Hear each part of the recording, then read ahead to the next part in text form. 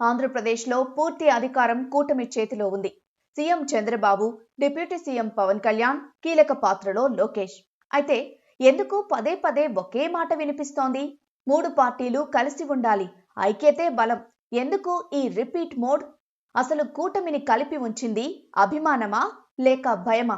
ఈ రోజు మనం చర్చించబోయేది ఆంధ్రప్రదేశ్ రాజకీయాల్లో జరుగుతున్న ఒక ఆసక్తికరమైన మైండ్ గేమ్ గురించి. బయటికి చూస్తే బలమైన కూటమి, లోపల చూస్తే అసంతృప్తి చిచ్చులు, మరొక వైపు ప్రతిపక్షంలో జగన్ అనే ఫ్యాక్టర్. ఇవన్నీ కలిపి రాజకీయ సమీకరణాలు ఎలా మారుతున్నాయో ఇప్పుడు చూద్దాం. ప్రతి సభలో, ప్రతి సమావేశంలో ఒకే సందేశం: కూటమి ఐక్యంగా ఉండాలి. ఇంత పెద్ద మెజారిటీతో గెలిచిన ప్రభుత్వం ఇంకా ఎందుకు ఐక్యత గురించి మాట్లాడుతోంది? రాజకీయాల్లో గెలుపోటములు సహజం.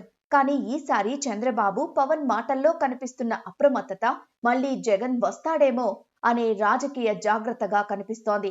ఇది భయం కాదు అనుకుంటే అయితే ఎందుకు పదే పదే అదే టాపిక్? ప్రతిపక్షంలో ఉన్నప్పుడు ఐక్యత సులువు, కానీ అధికారంలోకి వచ్చాక అసలు పరీక్ష మొదలవుతుంది. పదవులు ఎవరికెంత, ప్రాధాన్యం ఎవరికెంత, నామినేటెడ్ పోస్టులు ఎవరికి? ఇక్కడే అసంతృప్తి మొదలవుతుంది. జనసేనలో ఒక ప్రశ్న వినిపిస్తోంది: అధికారం సాధించడంలో మా పాత్ర ఉంది, మరి మాకు లభించిందేంటి? బీజేపీ కూడా దీర్ఘకాల వ్యూహాలతో ఉన్న పార్టీ, తాత్కాలిక భాగస్వామ్యంతో సంతృప్తి చెందదు. టీడీపీ పెద్దన్న పాత్ర పోషిస్తోంది, కానీ క్యాడర్ స్థాయిలో మాత్రం మూడు పార్టీల మధ్య పూర్తి స్థాయి సఖ్యత కనిపించడం లేదు. 2009లో మహాకూటమిగా వచ్చినా కాంగ్రెస్ అధికారంలోకి వచ్చింది. 2014లో మూడు పార్టీలు కలిశాయి.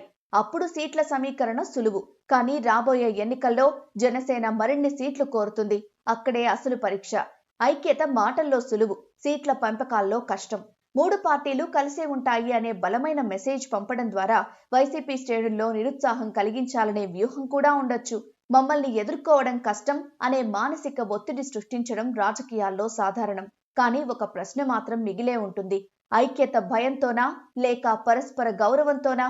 ఎంతటి కూటమైనా ప్రజల సంతృప్తి లేకపోతే నిలవదు. ప్రభుత్వంపై వ్యతిరేకత పెరిగితే అంతర్గత అసంతృప్తి కూడా పెరుగుతుంది. భయం కలిసుండొచ్చు, కానీ శాశ్వతంగా కాదు. ప్రస్తుతం ఆంధ్రప్రదేశ్ రాజకీయాల్లో జగన్ ఫ్యాక్టర్ కీలకంగా ఉంది. అందుకే ఐక్యతపై అంత దృష్టి.